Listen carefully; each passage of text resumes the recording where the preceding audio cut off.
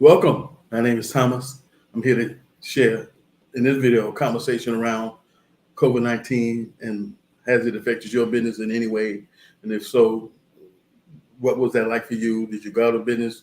Are you still struggling to stay in business? So what has COVID-19 done in the way of interrupting your business flow as it relates to income, going to get more clients, just different aspects of just being in business in general? How has COVID-19 affected your business? Personally, for me, COVID hasn't really affected it that greatly because we have always processed clients who never came into the office at all. They did drop offs or they use electronic means to send the information over. So that was never really an issue when it came to processing tax returns for our business. So when it came to the foot traffic, that was never an issue for us. So because we didn't count on foot traffic to have a profitable, sustainable business in place. And so for a lot of businesses that had foot traffic that they counted on to do business with them, was the major reason why a lot of people who had brick and mortar businesses who fell into the retail space, the restaurant space, or any space that had a brick and mortar to it, that foot traffic was the 90% way of doing business, was affected through COVID-19. Some of them went out, some never made it back, and some probably never will. So leave me a comment. Let me know how COVID-19 has affected your business in any way. You know what I'm saying? Because when it comes to being in business, we must be able to think through our business. We must be able to work through adversity, no matter what life throws our way when it comes to having a business. And COVID-19 was a prime example of the shift we had to make for a lot of businesses who counted on brick and mortar, who had brick and mortar businesses who counted on foot traffic. So majority of those businesses who counted on foot traffic, who didn't have an online presence that was put together where they could still transact business with their clients to still service them and generate income, a lot of them went out of business or struggling to stay in business. And so that was a key component to the brick and mortar scene as far as it relates to foot traffic and clients coming into the office and things of that nature. And so a lot of retail businesses suffered greatly, especially the small business community who had a retail spot. You couldn't pay the rent because you didn't have no foot traffic.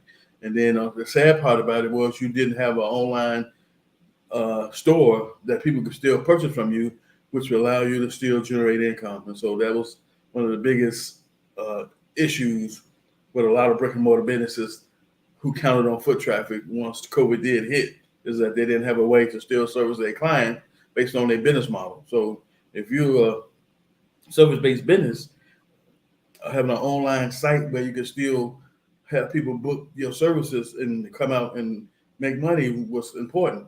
If you was a retail service, having a way for people to still purchase your merchandise online was important.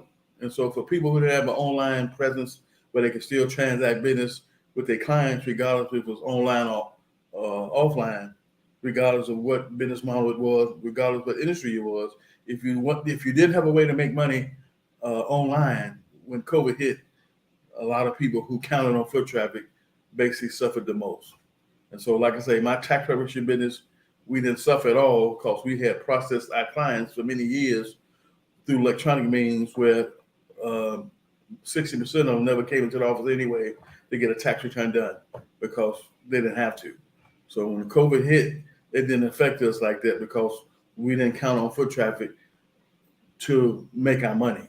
We already had established business with established clients who, like I said, over 60% plus never came into the office no way because 90% of them was long-term clients that we've been dealing with for 5, 10, 15 years. And so we never was affected in that way when it came to COVID. The ways a lot of places are being affected now is prices are going up across the board in every industry everywhere. So I was forced to go up on my prices this year to help offset the increases that I had to suffer through with the different vendors that I do business with. And so a lot of us was to stay competitive and to stay in business has to raise your prices in order to still compete, still make a living, still provide a service regardless if it's a service-based business or retail. And so that's what's happening right now. A lot of prices in the grocery stores and restaurants and everywhere have all went up, especially when it comes to the online ordering process.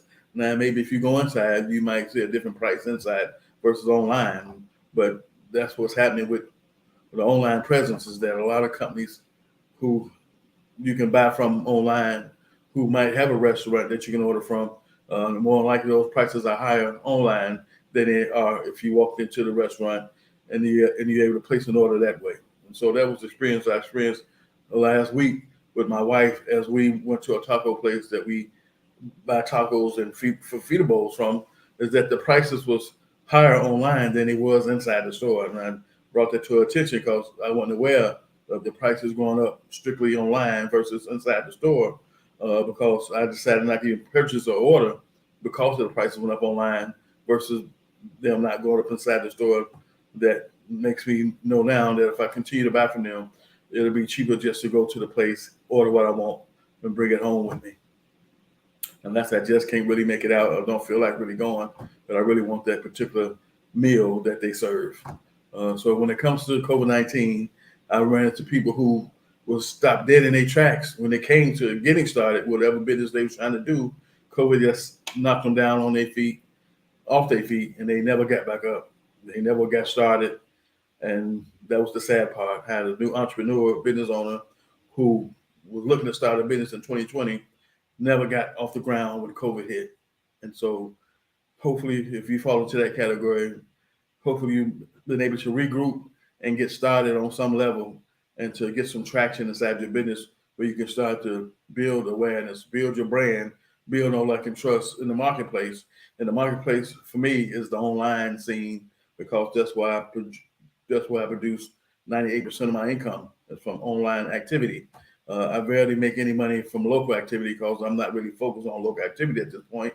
Because number one, I relocated from Chicago to a smaller demographics, and number two, it's just more simple and easier to reach more people using online strategies than I ever could with local strategies. And what I'm going to implement this year as well is some local strategies that's going to help me get some clients from my local area through some paid and free advertisements that's geared towards putting my business in front of the ideal client who's looking for tax preparation services, which my ideal client is the person that's looking to get their taxes done accurately and professionally based on their individual situation. That's it, and that's all. My coaching program is designed to work with the woman that's looking to start her own tax preparation business, who's looking to be profitable in her first season and to be able to build it and grow it and take it to whatever level she want to take it to based on her visions and dream for her business. So those are two ideal clients I have for those two particular service-based businesses that I operate. I started the coaching program in 2020 just as COVID came around. And so it really didn't affect me because it was just getting started. It wasn't no big deal, still not a big deal. So I'm still working on growing my coaching program. And so I have men and women who are part of my coaching program from different states who chose this business and career model of tax preparation and taxation. And so that's what I specialize in as far as that particular service-based business model and career move is tax preparation and taxation. Now you have similar companies and similar individuals who do what I do on a similar basis, but don't do what I do completely. Me, I teach a tax preparation course. I did that for over 15 years. I help individuals start their own business, regardless if it's tax preparation or not. And so my best interest of the client come first, because without them, I don't make any money. I don't make a living. I'm not able to take care of me and my family if my ideal client is not thought about first. And so when it comes to COVID-19 and all the stuff that's still happening with this, if you've hopefully been able to move past it and get some traction and you're starting to generate some significant income inside your business, thumbs up for you, and keep up the good work, and get the attitude and mindset that giving up is not an option. That's the attitude and mindset I have, that giving up in my business and in my life is not an option, because that's what gets me out of bed each and every day, is having a purpose and a goal and a dream to pursue is the key to waking me up in the morning when I'm not always feeling inspired or motivated to do so, but having that dream and vision and goal to accomplish something in my life and to help other people in the process is the big picture of what I provide when it comes to my service-based business model. So if you're looking to start a business in general, or if you're looking to learn how to do your own income taxes, I have a course for that. It's easier to teach you how to prepare your own taxes than for me to teach you how to prepare taxes for the masses, because the masses gonna have several hundred different scenarios that you're gonna have to face.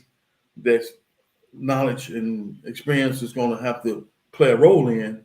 But when it comes to your own tax preparation needs, teaching you how to do your own is much simpler because the focus is all about you and only you and the dynamics of what's going on in your life as it relates to tax returns. So if you file on a W-2 or any type of income and you got a couple of kids, it's easy for me to teach you how to do those for yourself on a consistent basis than you taking a tax preparation course that's designed for you to work for a company or start your own, because the variables in that is so many that it makes that task difficult.